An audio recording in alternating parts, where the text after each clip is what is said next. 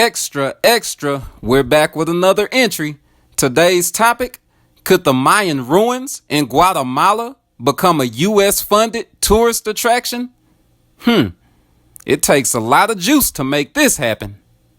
Real quick, I want to put it out there, we don't offend anybody's belief or spiritual system at Jaundice Journal, but we're going to keep on continuing with the messengers of the gospel and certain societies. If you're not privy, I implore you to check out the previous two entries to be brought up to speed.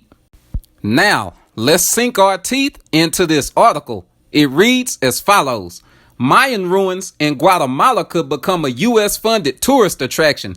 The development would include hotels, restaurants, and a miniature train to transport tourists along ancient Mayan highways. El Mirador, Guatemala.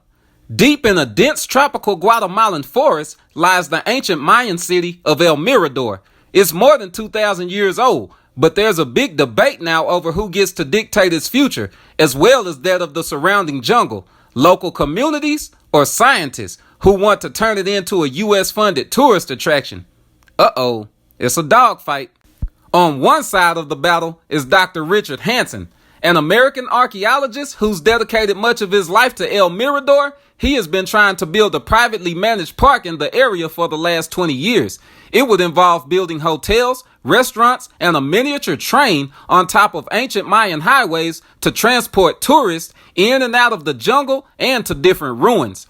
Hansen says the development would protect the ruins and jungle, a UNESCO-designated forest called the Mayan Biosphere Reserve, more effectively than the Guatemalan state is willing or able to. The people who actually live in the reserve, on the other hand, say if Hansen's motive were truly conservation, he'd support the successful conservation model already in place. That model, the forestry concession system, allows local communities to live off the forest in exchange for guarding it from loggers and drug traffickers. It has decreased deforestation rates and earned the support of international environmental groups, U.S. agencies like USAID and the Department of Interior, and former Guatemalan governments. But that success may not be enough to stop Hansen's plan from becoming a reality. Guatemala's new president has expressed interest in it, and congressmen who want to attract more investment to the country support the idea. On top of that, Hansen has convinced 4 American senators to support a bill that would provide $60 million in U.S. taxpayer funding for his park. So regardless of his motivations, Richard Hansen's decades of work may finally be paying off. The article didn't do us justice in letting us know who Dr. Richard Hansen is, so I'll run it down for us. To figure out the formula, we have to look at the factors. That's why I told you to check out the previous two entries and you could be brought up to speed. It seems like the messengers of the gospel always have a trick up their sleeve, an ace in the hole. You guessed it. The messengers come to convey their message, but they have ulterior motives. It's just the same with Dr. Richard Hansen. In the late 70s, archaeologists were sent on an excavation to Guatemala. They were funded by the Mormons. So you guessed it, Dr. Richard Hansen is a devout Mormon. And the locals, they don't like him. They protect the forest in exchange for living around the forest so they won't have to move to the city. And they feel like Dr. Hansen is not genuine.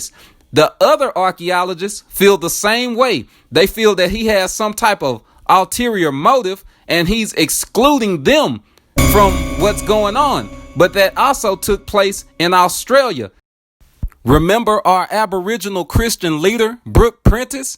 She's going to confirm for us that the same thing Dr. Richard Hansen is doing to the locals in Guatemala, the same thing was done to the Aboriginal indigenous locals of Australia by the colonizers that came there. So we're going to put 2 and 2 together and look at the messengers of the gospel.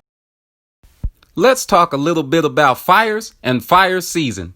What does that mean, and what is really normal in Australia when it comes to fire? Brooke Prentice would reply, this concept of so-called fire season is a very interesting one. I've tweeted a couple of things about it actually because I heard the Prime Minister of Australia call it fire season. This was new to me. As indigenous peoples of these lands now called Australia, science tells us we've been in these lands now called Australia for over 65,000 years. For some Christians, a theological concept would say 6,000 years, and we're happy to hold the difference between those.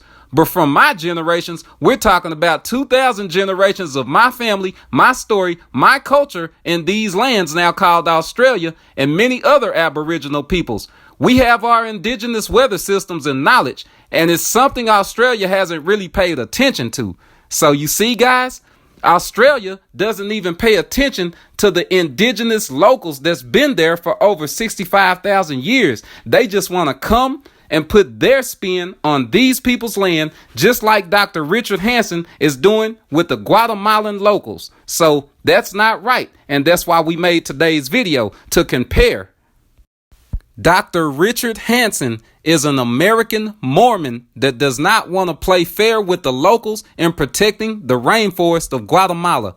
When it comes to the excavation and the other archaeologists that are native to Guatemala, he doesn't want to include them in the major decisions that are being negotiated with the American government or the government of Guatemala. He's selfish. He's not a team player. That's not right. And it's also not right for Australia to just call it fire season on the indigenous aboriginals of Australia's calendar when they call it something completely different. They've been there for over 65,000 years with the world's oldest living culture. They deserve to tell you how the seasons go in Australia. It's only right.